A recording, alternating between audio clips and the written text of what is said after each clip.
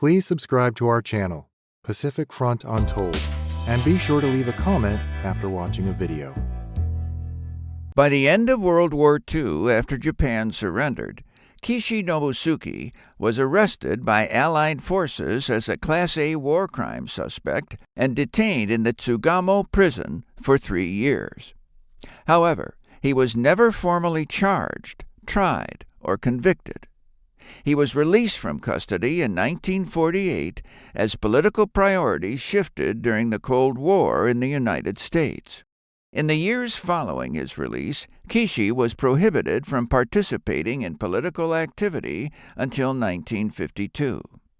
Despite his wartime record, Kishi later reemerged as a significant political figure in post-war Japan, eventually becoming prime minister in 1957. Kishi's economic policies were a key component of Japan's total war strategy, as the empire sought to expand its influence throughout Asia through military conquest and economic control. After he graduated with top honors from Tokyo Imperial University in 1920, he became a clerk in the Ministry of Agriculture and Commerce. By the time Japan occupied Manchuria, declaring it Manchukuo, Kishi had become one of the senior officials involved in the industrial development of Manchukuo. During his tenure as Vice Minister of Industry and Commerce in Manchukuo, he was directly involved in the planning and administration of Japan's economic exploitation of the region. Under his leadership, the manufacturing sector of Manchukuo grew at roughly 9.9% per year. In Manchukuo, Kishi helped oversee large-scale industrial projects, including the development of mines, railroads, and munitions factories to make the industries in Manchukuo profitable for large Japanese business conglomerates. These industries were staffed by Chinese civilians, many of whom were forcibly conscripted to work under inhumane conditions. Workers were subjected to extreme physical demands, often with minimal pay or no pay, inadequate food, and unsanitary living conditions. The forced laborers faced harsh treatment, and many perished from overwork, malnutrition, and lack of medical care. It was estimated that 4 million Chinese were used as forced labor, and 40% died. Kishi's personal views on the Chinese were profoundly racist, as reflected in his statement, quote, "We Japanese are like pure water in a bucket, different from the Chinese, who are like the filthy Yangtze River. But be careful, even if the smallest amount of excrement gets into our bucket, we become totally polluted. Since all the toilets in China empty into the Yangtze, the Chinese are soiled forever. We, however, must maintain our purity." Close quote. The economic success that Kishi achieved in Manchukuo came at the severe human cost of forced labor, which helped fuel Japan's war machine during the early stages of its expansion. Kishi earned a reputation for being a ruthless and efficient administrator, sometimes referred to as the monster of Showa. His labor exploitation in Manchukuo became a model for Japan's wartime industrial planning. In 1939, Kishi returned to Japan and took on more significant roles in the central government. During World War II, Kishi served as Vice Minister of Commerce and Industry and later as the Minister of Commerce and Industry. As a cabinet member in Tojo's cabinet, he voted to declare war on the United States and Britain on December 1st. On December 7, 1941, he signed the declaration of war to order the attack on Pearl Harbor. Kishi's involvement with forced labor didn't end with his time in Manchukuo. During his tenure as Minister of Commerce and Industry in the Japanese government, Kishi extended these practices to Japan and its occupied territories during the Pacific War. His policies were central to Japan's exploitation of labor from Korea, China, and other parts of its empire.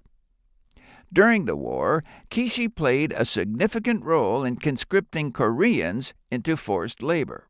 About 150,000 Koreans were forcibly mobilized to work in Japan's factories and mines since Korea was a colony of Japan.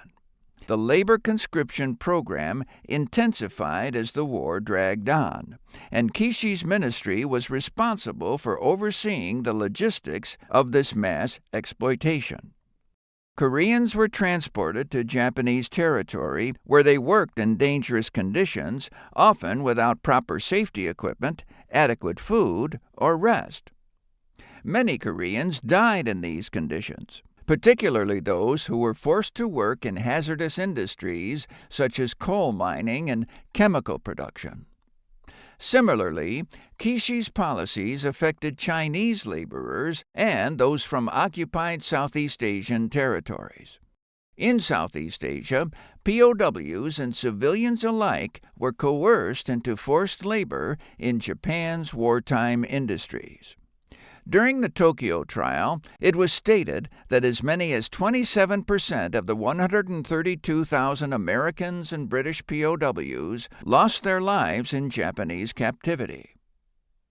Following Japan's surrender in 1945, Kishi was arrested by Allied forces and held in the Tsugamo prison as a Class A war crimes suspect.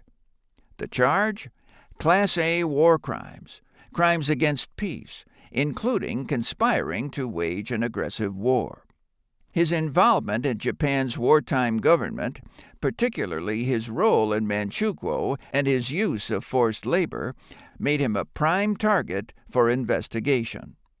However, Kishi was never prosecuted, and he was released from custody in 1948 as political priorities shifted during the Cold War. The decision to release Kishi, along with other detained figures, cannot be fully understood without considering the geopolitical context of the late 1940s. By the time the Tokyo War Crimes Tribunal had prosecuted Japan's top military and political leaders, the political landscape was rapidly changing. The Cold War between the U.S. and Soviet Union was taking shape, and Japan was seen as a potential ally in the battle against communism. U.S. policymakers, led by General Douglas MacArthur, who governed Japan during the occupation, began to reconsider the harsh approach of purging Japan's wartime leadership. As Japan's economy was in ruins and its political stability in question, experienced leaders like Kishi, despite their wartime roles, were viewed as essential to rebuilding the nation. In this shifting climate, Kishi was released from Tsugamo prison in 1948, along with other suspected war criminals, as part of a broader effort to stabilize Japan and counter growing communist influence in Asia. The U.S. needed a strong, economically viable Japan as a bulwark against the spread of communism, particularly as tensions escalated in China and Korea. Kishi Nobusuke's legacy remains deeply controversial.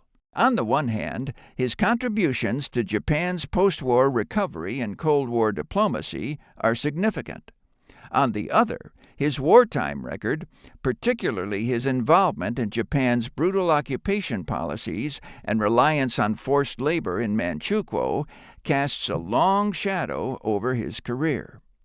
His detention in the Tsugamo prison without trial is often seen as an example of the compromises made during Japan's transition from a wartime aggressor to a Cold War ally.